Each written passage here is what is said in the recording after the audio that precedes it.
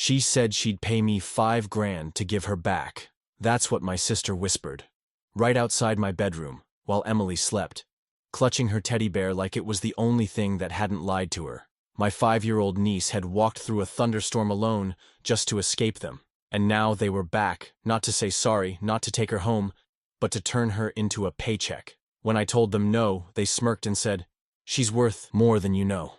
They had no idea what I knew. She wasn't just worth fighting for. She was mine now, and I'd burn through every dollar, every wrench, every last breath, until the judge said it out loud. "She belongs with you." They think this ends in court. They're not ready for what I found. My name is Michael Decker, and I'm 45 years old. I run my father's auto shop in Cedar Grove, where I've spent every workday for the past 23 years. The familiar scent of motor oil and rubber fills the air, while fluorescent lights hum above my meticulously organized pegboard walls. My sister Kate married Marcus Thorne, a smooth-talking investment manager whose smile never quite reaches his cold eyes, and we've barely spoken since. The worn address book on my counter holds one name that brings comfort: Tom Reynolds, my father's closest friend from his army days. His name, carefully underlined in my dad's shaky hand. I thought my quiet life of honest work and clean books would stretch on forever, just me and the steady rhythm of wrenches turning. But let me start from the beginning.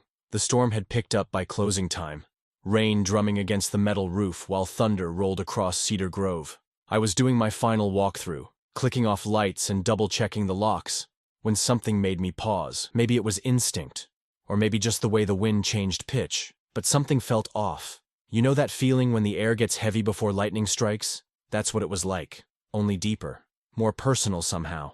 I'd just locked the main shop door and was crossing the wet forecourt to my apartment stairs when I heard it. A frantic knocking that cut through the storm noise. Not down at the shop entrance, but up at my apartment door. The sound stopped my heart for a second. Taking the stairs 2 at a time, I reached the landing and found a sight that'll stay burned in my memory until the day I die. There stood Emily, my 5-year-old niece, soaked to the bone and clutching this ratty teddy bear like it was her only friend in the world. Her dark hair was plastered to her face, and those eyes, my father's eyes, were wide with a fear no child should know. "Uncle," she whispered, her voice barely there. "Can you keep me safe?" I dropped to one knee, putting us at eye level. Something in my chest shifted and locked into place, like a gear finding its true position. You see, I'd always kept my distance after Kate married Marcus, sending birthday cards and Christmas presents but staying clear of their drama. But right then, looking at Emily's tear-streaked face, I knew that careful distance was over. "Of course I can, sweetheart," I said, trying to keep my voice steady. "Come on inside. The apartment above my shop isn't much. Just a kitchen, living room, and bedroom. But it was warm and dry." I wrapped Emily in my softest blanket and sat her at the kitchen table while I heated some milk on the stove. The routine helped keep my hands from shaking. Every few seconds, her head would snap towards some noise. Thunder, branches scraping the window, cars passing below. Each time, her tiny fingers would clutch that bear tighter. "Emily," I said, setting the warm milk in front of her. "Can you tell me what happened?" She took tiny sips, those watchful eyes never quite settling. "Mommy and Daddy took me for a car ride," she said finally. "A long one. Then we stopped at a lady's house. I didn't know her." My stomach clenched. "What kind of lady?" "She had lots of cats." Emily's voice got smaller. "Mommy said to be good and—" She trailed off, staring into her milk. "And what, sweetheart?" "She said goodbye, but not like normal goodbye. Different." Emily looked up at me then, and I saw something no uncle should ever have to see in a child's eyes, the dawning understanding of betrayal. I moved her to the sofa, tucking the blanket around her shoulders while my mind raced through possibilities. None of them good. The storm kept up its assault, but now every rumble felt like a warning. I pulled my kitchen chair closer to the sofa and settled in for guard duty, watching Emily's eyes grow heavy despite her obvious fight against sleep. The wall clock ticked past midnight, each sound echoing in the quiet apartment. Emily had finally dozed off, still clutching that bear, when I heard it. Tires sliding through puddles down in the parking lot. My muscles tensed as car doors slammed, and footsteps splashed toward the stairs. The night seemed to hold its breath. I stood, positioning myself between the sofa and the door, and waited for whatever was coming next. I must have dozed off in that kitchen chair sometime before dawn, because the next thing I knew, gray morning light was seeping through the windows. The storm had settled into a steady drizzle, making the gutters hum their low song. For a moment, I forgot why I was sleeping upright. Then I saw Emily. She'd wandered to the window, her small fingers drawing shapes in the condensation. Not regular kid drawings, mind you, but these sad little smiley faces that made my chest ache. Her teddy bear sat propped against the windowsill, still damp from last night's rain. "Hey there, kiddo," I said softly, not wanting to startle her. She turned, and I could see she'd been crying again. "How about some breakfast?" While I got the oatmeal going, the quick kind, since that's all I had, Emily started talking. Not all at once, but in these halting little pieces that painted a picture I didn't want to see. Her parents had driven her to some woman's house way across town, someone Emily had never met. Just dropped her off like you'd drop off dry cleaning. "The lady had lots of cats," Emily said again, picking at a loose thread on her sleeve. "She said I could play with them, but they all ran away. Then Mommy and Daddy just left." I kept my questions gentle, real casual-like. But inside I was taking mental notes of every detail. The woman's house color, the street name Emily remembered, the time of day. You never know what might matter later. "How'd you find your way here, sweetheart?" I asked, stirring the oatmeal maybe a bit harder than necessary. "I waited till the lady fell asleep watching TV." Emily's voice got real quiet. "Then I just walked. I remembered your shop from when Daddy's car broke that time." Christ. The thought of her walking alone in that storm. I had to take a deep breath before I could trust my voice again. First order of business was calling Emily's school, letting them know she was safe with family. The secretary knew me. Small town, remember? And I could hear the relief in her voice. They'd been worried when Emily didn't show yesterday. After that, we fell into a kind of routine.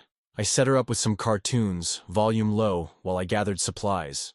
Found an old camping cot in the storage room and set it up right by the kitchen door where she could see me if she woke up scared. Folded my best towel for her. The thick blue one Dad always said was too fancy for a garage man. Even dug out some crayons from the counter drawer where we keep stuff for customers' kids. Around noon, I took her teddy bear down to the shop's parts dryer. "We'll get him fixed up good as new," I promised. And that got me the first real smile I'd seen since she arrived. Standing there in my kitchen, watching Emily push oatmeal around her bowl, I made a promise. First to myself, then out loud where she could hear it. "Nobody's leaving you again, Emily. Not ever." Maybe it was foolish to say it so definite, but sometimes a kid needs to hear something solid when their world's gone fluid. I grabbed one of those yellow sticky notes I use for parts orders and wrote, "Emily, stay," in big letters, sticking it right on the fridge. Might seem silly, but I wanted something visible. A vow I could see every time I walked by. The rest of the morning, I kept one eye on Emily and the other on my work schedule, figuring out how to shuffle things around for an afternoon visit to Jack Morton's law office downtown. Between customers, I sorted through the mail, looking for anything from Kate. A letter, a note, hell, even a postcard. Nothing. As evening rolled in, bringing that early autumn darkness with it, I made sure to keep my voice steady and sure. Kids pick up on doubt faster than they pick up happiness, and Emily was already watching me like she expected me to disappear too. 2 days passed like that, me learning how to be whatever Emily needed. Cook, guardian, distraction from the hurt. Then, just as I was flipping on the porch light for the night, I heard footsteps on the stairs. Those footsteps on the stairs. They weren't the heavy, honest kind I was used to hearing from customers. No, these were different, lighter, deliberate, like someone measuring every step for maximum effect. I'd know that calculated walk anywhere. Kate, my sister. She'd picked it up right after marrying Roger, along with her taste for designer labels, and that particular way of looking down at things she used to love. When I opened the door, there they stood in the fluorescent hallway light, looking like they'd stepped out of a real estate magazine. Kate in some kind of cream-colored suit that probably cost more than my monthly overhead, Roger with his $1,000 haircut, and a smile that never quite reached his eyes. You know that feeling when something in your shop's about to go seriously wrong? When the diagnostic computer spits out a code that means trouble? That's exactly what hit my gut when I saw them. "Michael," Kate said, gliding past me like she owned the place. Her eyes swept across my living room. The worn couch, the coffee table with Emily's crayons, the dishes drying by the sink. Each glance felt like she was calculating depreciation. Roger stayed by the door, leaning against the frame like he was posing for a magazine shoot. "Nice setup you've got here, Mike," he said, but the way he said it made nice sound like an insult. "What do you want?" I kept my voice level, the same tone I use when explaining to customers why their quick fix won't actually fix anything. Kate perched herself on my armchair's edge, probably trying not to wrinkle that suit. we've come. About Emily, of course. Though I must say, we're surprised you've kept her this long without contacting us about compensation. I swear the air temperature dropped 10 degrees. Compensation? Well, yes. She brushed some invisible lint from her knee. You've been providing room and board, haven't you? That's a service, Michael. Services have value. Roger nodded along, pulling out his phone and tapping at it. By our calculations, considering the circumstances and potential complications, we're thinking 5,000 should cover it, for now. My hands wanted to curl into fists, but I kept them flat on my thighs. Emily's my niece. She's family. We don't put price tags on family. Don't be difficult, Michael, Kate sighed. If you won't be reasonable about this, we'll have to involve the courts. I'm sure they'll be very interested in why you're keeping our daughter without proper authorization. The threat hung there like exhaust fumes in a closed garage. I stood up, walked to my desk, and pulled out the notebook, where I'd been documenting everything since Emily arrived. Started writing while they watched. What are you doing? Kate's voice had an edge now. Recording this conversation, I said, not looking up. Date, time, and exact words, including that threat you just made. Roger pushed off from the doorframe. Listen, Mike, you're making this harder than it needs to be. Emily's worth more than you know. This could be beneficial for everyone involved. Something about the way he said that, like he was letting me in on some insider trading tip, made my skin crawl. I kept writing, making sure to get that exact phrase down. Worth more than you know. Emily's asleep in the next room, I said, still writing. Safe, fed, cared for. Any discussion about her future goes through proper channels. That means courts, lawyers, and everything on record. I finally looked up. Those are my terms. Kate stood, smoothing her suit. The smirk on her face reminded me of customers who think they've found a better deal elsewhere, right before their cheap parts fail. Fine, have it your way. She clicked toward the door in those sharp heels. See you in court. Roger lingered for a moment, that calculator smile still playing on his face, like he'd already run the numbers and liked the total. The door closed behind them with a soft click that somehow sounded more final than any slam could have. I sat there in my quiet apartment, writing down every detail while it was fresh, hearing Emily's soft breathing from the bedroom.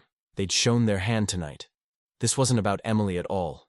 This was about money, and whatever they were planning, whatever they meant by Emily being worth more. I knew one thing for certain. They'd just made the biggest mistake of their lives, treating my niece like a commodity. I hit the ground running first thing next morning, called in Terry to open the shop, then drove straight to Patricia Chen's law office downtown. She'd helped my dad with contracts years ago, and I remembered how she'd cut through nonsense like a sharp blade through rope. Tell me everything, she said, notepad ready. Her office smelled like coffee and leather-bound books. I laid it out chronologically, starting with Emily showing up at my door. When I mentioned Kate and Roger's visit, Patricia's pen stopped moving. They actually demanded payment for caring for their own child? $5,000. I pulled out my notebook. Got it all written down here, exact quotes. She nodded approvingly. Smart. Keep doing that. She tapped her pen against the desk. First step, we file for temporary custody. We'll need to show stability, resources, and that you're acting in Emily's best interest. I went to work like a mechanic prepping for inspection.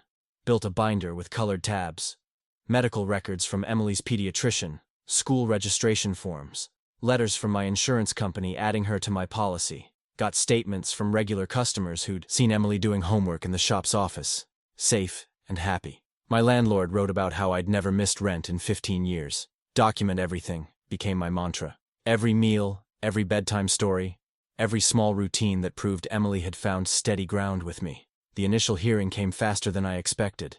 Their lawyer was exactly what you'd picture. Expensive suit, aggressive stance, voice that could probably strip paint. Mr. Decker, he said, making my name sound like an accusation. Isn't it true that you've consistently interfered with my client's relationship with their daughter? No, sir, I answered, keeping my voice level like Dad taught me. I've provided Emily with safety and stability after they abandoned her. Abandoned? He practically sneered. Perhaps you're holding their child as leverage for some financial gain? I looked straight at the judge. Your Honor, Emily showed up at my door in the rain. I made her oatmeal the next morning. Got her enrolled in school. Help her with homework. Make sure she brushes her teeth. That's not leverage. That's being family. The judge, a woman with steel gray hair and sharp eyes, studied both sides carefully. When she granted me temporary custody, I felt like I could finally breathe again. Walking out into the pale winter sunlight, I called Terry. Going to be a bit late opening up, but we won. Hell yes. I could hear him grinning through the phone. First round's on me tonight. That victory high lasted exactly 3 hours and 22 minutes. Patricia called. They want a settlement conference. Says they have new evidence. The conference room felt too small, too warm. Their lawyer had that smile again, the kind that makes you check your wallet's still there. Before we proceed, he said, sliding a document across the polished table, you should review this. It was a will, dated 2 years ago, directing Emily's inheritance, which I hadn't even known existed, into a trust, controlled by Kate and Roger. That's Dad's signature, I said, but something felt wrong. The strokes were too perfect, too deliberate. Dad's hand had shaken those last years from his war injury. These lines were smooth as fresh motor oil. This changes the landscape considerably, their lawyer said, collecting the document before I could study it further. Perhaps we should discuss revised custody arrangements. I watched my reflection fragment in the closing elevator doors. The victory I'd felt that morning cracked like a windshield hit by a stone. Spiderweb lines spreading from the point of impact. Patricia squeezed my arm. We're not done, Michael. Not by a long shot, but I barely heard her. Was thinking about Dad's signature, about how his hand would tremble when he signed invoices, about the medical records documenting that tremor. And I was thinking about Roger's calculator smile, adding up numbers that didn't belong to him. The judge's chamber felt like a pressure cooker, all polished wood and tension thick enough to slice. Judge Harrison leaned forward, her reading glasses catching the fluorescent light. Given the complexity of this case, she said, I'm setting a status conference for 60 days from today. Mr. Decker, you'll need to prove conclusively that your guardianship serves Emily's best interests. My stomach did that free fall thing, like when you miss a step in the dark. 60 days. That's how long I had to prove what should have been obvious to anyone with eyes and a heart. Back at the shop, I grabbed the wall calendar, the one with classic muscle cars that Emily liked to color sometimes. Red marker in hand, I circled April 15th, deadline day.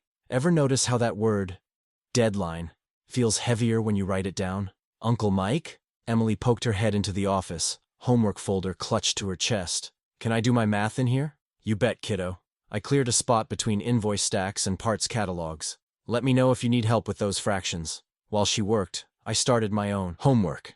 Made lists like Dad taught me. Break down big jobs into smaller parts. Home study readiness. School records showing Emily's improved attendance and grades. Letter from her therapist about emotional stability. Financial statements proving I could provide long-term. Speaking of finances, I eyed the growing stack of legal bills. You know that sound a brake pad makes when it's worn down to metal? That's what my bank account was starting to sound like. Patricia was worth every penny, but those pennies were adding up faster than customer payments. Terry, I called out to my lead mechanic. How are we doing on the Henderson transmission? Almost there, boss. Another hour, tops. I nodded, doing mental math. One transmission job wouldn't cover this week's legal bill, let alone the court-ordered home evaluation coming up. The shop's margins were getting thinner than old brake fluid. That night, after Emily was asleep, I spread everything across the kitchen table. Calendar on one side, account books on the other. Counted weeks until the deadline, then counted weeks of cash flow we had left. Both numbers were shrinking like ice in summer. The phone rang. Big job offer, luxury car, transmission rebuild, rush fee that could have covered 2 weeks of legal bills. But it meant traveling to the client's place, staying overnight. Sorry, I told them. Can't leave the shop right now. Couldn't leave Emily, is what I meant. Some risks aren't worth taking, no matter how good the money looks. Emily's evening routine kept me anchored. Help with homework, reheat soup, watch one episode of her favorite cartoon while I reviewed parts catalogs. She'd fall asleep on the office couch sometimes, and I'd carry her up to bed before tackling more paperwork. The rhythm of it felt right, felt stable. That had to count for something with the judge, didn't it? You ever try to keep a dozen plates spinning while walking a tightrope? That's what those weeks felt like. Every morning meant checking 3 different calendars. Shop appointments, legal deadlines, Emily's school events. Making sure no ball got dropped, no detail slipped through. After closing one night, I sat at Dad's old desk. The office still smelled like him sometimes, motor oil and coffee and that pine-scented soap he used. Made a new list, right there in his leather-bound planner. Stay calm, at the top. Circled twice because God knows I needed the reminder. The shop's compressor kicked on, its familiar rhythm almost drowning out the clock's ticking. Almost. But that deadline kept counting down, steady as a timing belt, marking off another day gone. Another day closer to when everything would either lock into place or fly apart like a seized engine. That Wednesday morning hit different. You know those days when even the sunlight looks tired? The shop's fluorescent lights hummed overhead while I stared at numbers that refused to add up right. 3 weeks into our 60-day countdown, and the math was getting uglier by the hour. I pulled open my bottom desk drawer, where Dad's old Snap-on tool set lived. Premium tools, the kind that last generations if you treat them right. Might fetch enough to cover next month's legal retainer, but selling them felt like trading away part of my spine. Dad's voice echoed in my head. Tools aren't just metal, son. They're trust made solid. Emily's latest art project hung on the mini-fridge, a crayon drawing of her and me fixing a car together. She'd labeled it, Uncle Mike's Helper. Had to turn away from it while I sorted bills into must-pay now and maybe-can-wait piles. The electric company doesn't take crayon drawings as payment, no matter how much heart goes into them. Terry, I called through the office door. Can you handle the Morrison brake job solo? Need to make some calls. Got it covered, boss. Terry's voice carried that careful tone folks use when they're worried but trying not to show it. Up in the apartment kitchen, I poured myself the last cup from a pot of coffee that had been sitting too long. Bitter and cold, like the choices piling up. The morning light cast long shadows across the linoleum floor. Dad's old place hadn't seen many updates since Mom passed, but it had always been enough. Until now. You ever catch yourself wondering if you're fighting the wrong fight? Not because it isn't right, but because it feels impossible? That's where my head was at, staring into that coffee cup like it might hold better answers than my bank statement. The shop bell chimed downstairs. Probably another customer I'd have to juggle or disappoint, but Terry's voice carried up differently this time. Respectful, almost formal. Then footsteps on the stairs, solid and purposeful. A knock at the apartment door. Not Emily's quick tap or a customer's hesitant pause, but 3 firm strikes that meant business. I opened it to find a man in his late 60s, trim build, wearing a practical raincoat. His face was weathered, but his eyes were sharp, taking in everything without seeming to stare. He held out his hand, grip still military firm. Tom Reynolds, he said simply. Your father's friend from the 101st Airborne. May I come in? The name hit like a tuning fork. Dad's address book, that underlined entry I'd noticed but never called. I stepped back, gesturing him inside. Coffee? I offered automatically, then grimaced at the cold pot. Had plenty already, thanks. He settled into a kitchen chair like he belonged there. Raincoat draped neatly over the back. I've been following what's happening with your family. Through channels I still have access to. My guard went up. Channels? 30 years as a social worker before I retired. Still keep in touch with colleagues. He smiled slightly. Your father used to say you had his sense of caution. Good trait. Emily appeared in her bedroom doorway. Curious, but not scared. Tom's whole demeanor shifted. Subtle things. The way he turned his chair slightly. Kept his hands visible on the table. Professional instincts, I realized. Hi there, he said warmly. You must be Emily. Your grandfather used to show me your pictures. She lit up like a fresh spark plug. You knew my grandpa? Sure did. He was the best mechanic in our unit. Saved our bacon more than once. I watched Emily beam at this new connection to the grandfather she barely remembered. Something in my chest loosened. Just a little. Tom turned back to me, opening a legal pad. So, I believe you're in a situation. More importantly, I believe you're in the right. Why don't you walk me through it? Names, dates, anything about bank accounts or trusts they might have mentioned. His calm competence was like a shot of power, steering fluid in a dry system. Suddenly things felt smoother, more controlled. I started talking, and he took notes in a quick, precise hand. The morning light shifted while we talked, Emily drifting over to sit beside me, adding her own details in a small, clear voice. Finally, Tom closed his pad with a decisive snap. I know where to start, he said, and for the first time that day, I felt the weight shift just enough to breathe. Tom settled into what became his usual spot at my kitchen table the next morning, spreading manila folders like he was dealing cards. I'd cleared the breakfast dishes and sent Emily off to school with a packed lunch and extra apple, keeping routine steady while the ground shifted underneath. First thing you learn in this work, Tom said, tapping a stack of papers, is that money always leaves tracks. Might be faint, might wind around in circles, but they're there if you know where to look. You know those moments when you realize you've been playing checkers while someone else was setting up chess pieces? That's how I felt watching Tom work. He had a system. Public records first, then court databases, followed by these specialized registries I'd never heard of. See this? He pointed to a highlighted line. Your brother-in-law's been busy creating companies. Shell entities, really, just empty boxes to move money through. Tom's finger traced patterns across different pages. Look at these transfers. Same amounts, rounded numbers, cycling through like clockwork. I leaned in closer. That's... what exactly? That's someone thinking they're clever.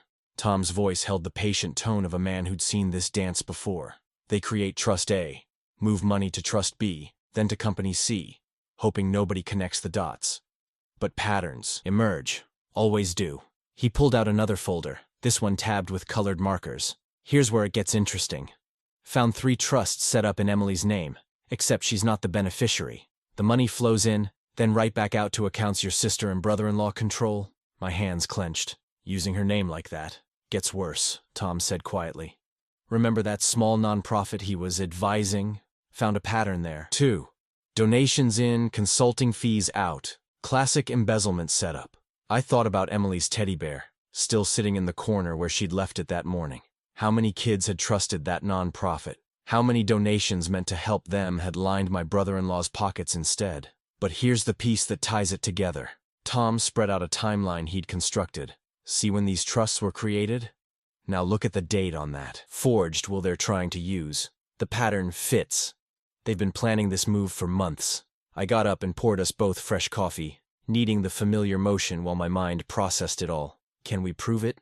I mean, really prove it? Already started. Tom gestured at neat stacks of copies he'd made. We need to organize this right. Clean, factual, no emotional overlay. When you testify, stick to what you can verify firsthand. Let the documents tell the rest of the story. We spent the next hour marking testimony points, building an index that would let me find any detail quickly under pressure. The shop would open late today, but Terry knew how to handle the morning rush. One more thing, Tom said as I gathered my keys. You're seeing Emily's therapist today, right? After school pickup? I nodded. Weekly check-in. Get a letter. Nothing fancy. Just the basics about her. Progress since moving in with you.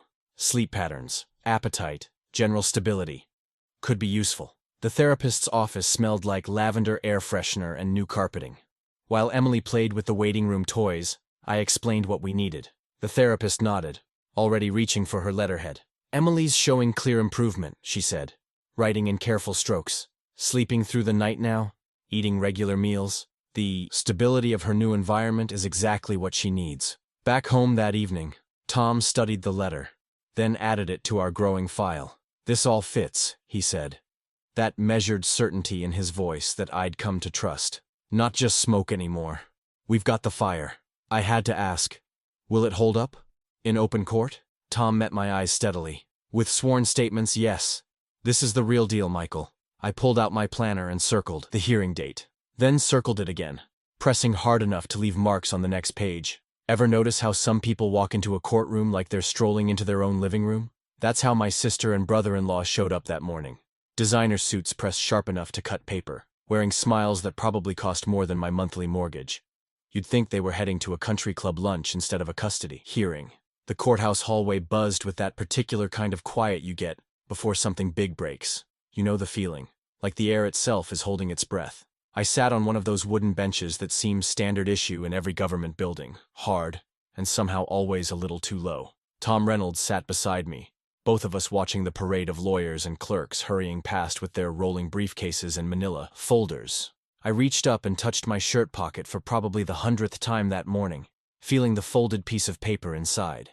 Emily had drawn our shop the night before, stick figures of us working under a rainbow, with uncle and niece Otto written in wobbly letters across the top. She'd used every crayon in the box, and somehow that simple picture felt more important than all the legal documents we'd gathered. Man, I was tired. The kind of tired that settles in your bones after months of fighting. It wasn't just the physical exhaustion from running the shop while juggling court dates and paperwork. It was that deep-down weariness that comes from watching family turn into strangers, from seeing people you once trusted show their true colors. Down the hall, I could see my sister laughing at something her lawyer said. The sound carried, sharp and artificial, like everything else about her these days. My brother-in-law stood with his hands in his pockets, rocking slightly on his heels, looking for all the world like a man who'd already won. Maybe they thought they had. Michael, Tom's voice pulled me back. He was reaching into his briefcase, pulling out a thick accordion folder that we'd spent weeks building. The red tab marked Affidavits and Exhibits caught the fluorescent light like a signal flag. "This," he said, tapping that red tab, "is the file that buries them." He handed it to me, and the weight of it felt right, like a perfectly balanced wrench or a precision diagnostic tool. It had that same sense of purpose, of being exactly what was needed for the job at hand. You spend enough time in a garage, you learn to appreciate tools that fit their purpose. This file was like that. Each document inside was a specific instrument, calibrated to expose a particular lie or reveal a hidden truth. Bank statements that tracked the money trail, notarized testimonies from witnesses, tax records that didn't quite add up. All of it organized, indexed, and ready. The hallway clock ticked past 9:15. My sister's lawyer checked his watch and whispered something to her. She nodded, that practiced smile never wavering. My brother-in-law straightened his tie, probably some silk thing that cost more than I made in a week. I felt that last flutter of doubt in my stomach. You know the one, where your mind tries to play tricks, suggesting maybe you've missed something crucial. Tom must have noticed, because he put his hand on my shoulder. "Remember," he said quietly, "we've got truth on our side. Sometimes that's all you need." The door opened then, and the clerk stepped out, clipboard in hand. The bailiff's voice carried clear and official. "Decker, guardianship matter, all parties please enter." I stood up, feeling the weight of that file in my hands. Opened it one last time to check the first page. A notarized statement from the nonprofit's former treasurer, detailing exactly how my brother-in-law had siphoned funds through fake consulting contracts.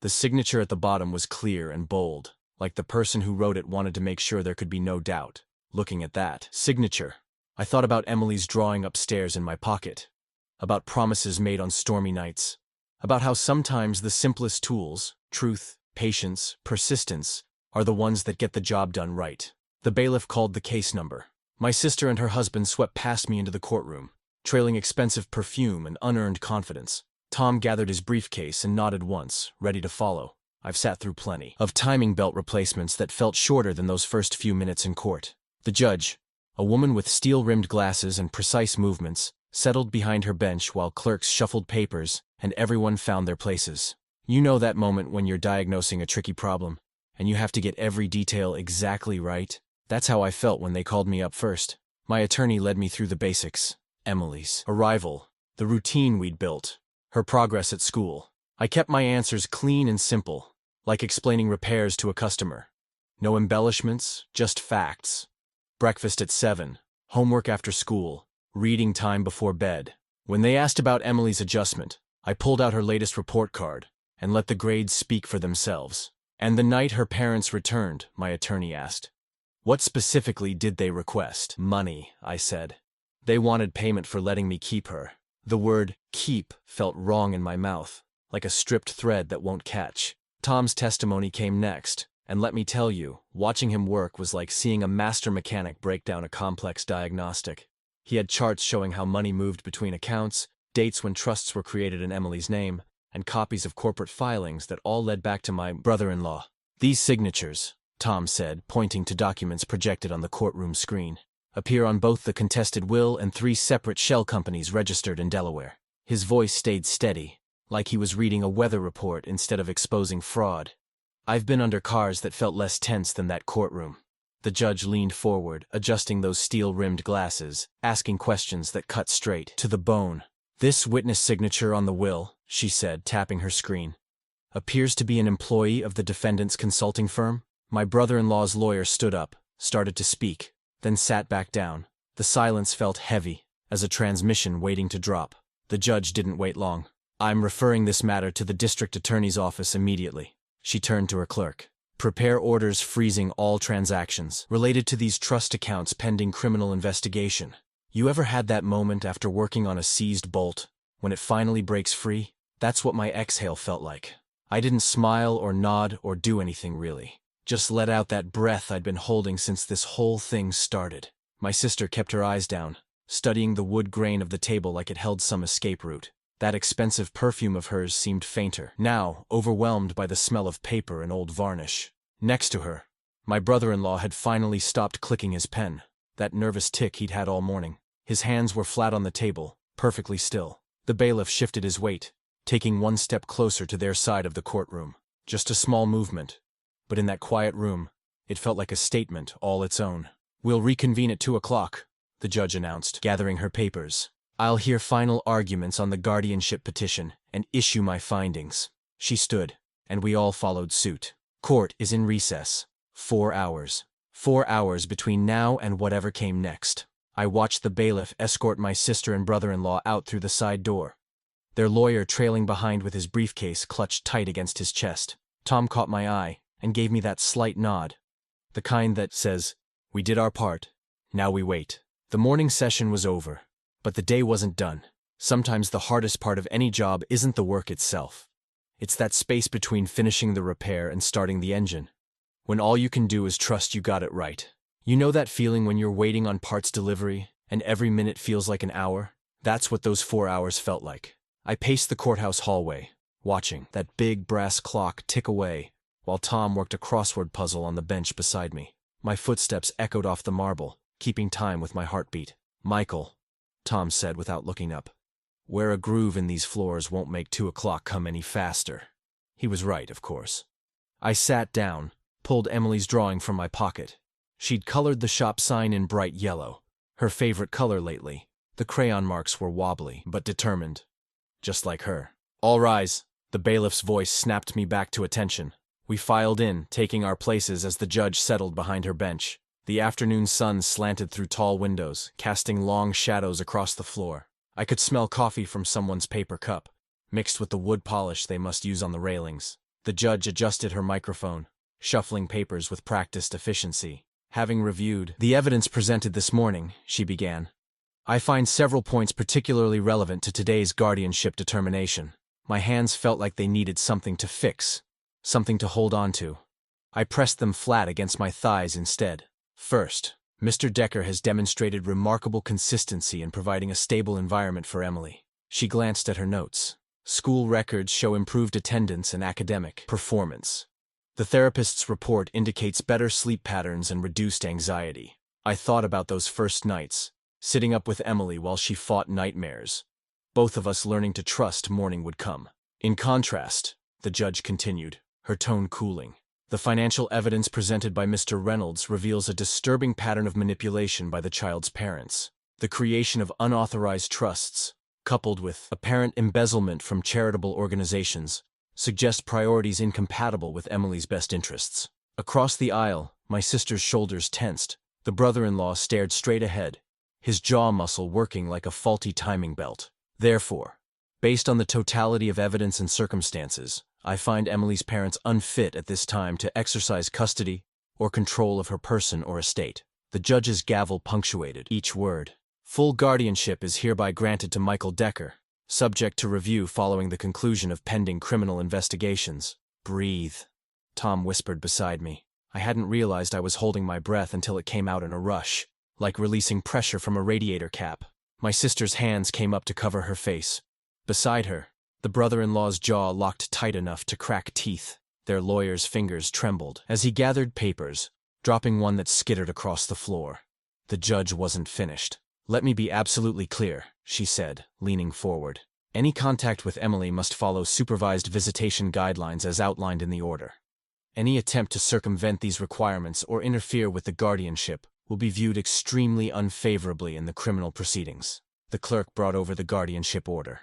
I signed, where she indicated, using the same steady hand I used to write up invoices. "Thank you, ma'am," I said, just like I would thank someone at the parts counter. "Court is adjourned," the judge announced, and the bailiff stepped toward my sister and brother-in-law.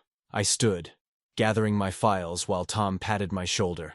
Through the courtroom's heavy doors, I could see that brass clock still ticking in the hallway, but its rhythm didn't seem so threatening anymore. The bailiff directed my sister and brother-in-law toward a side door, their footsteps fading down the corridor like a motor finally running quiet. 2 days after the hearing, I was elbow-deep in a timing belt replacement when Tom called. "Michael," he said, that steady social worker's voice carrying a hint of satisfaction.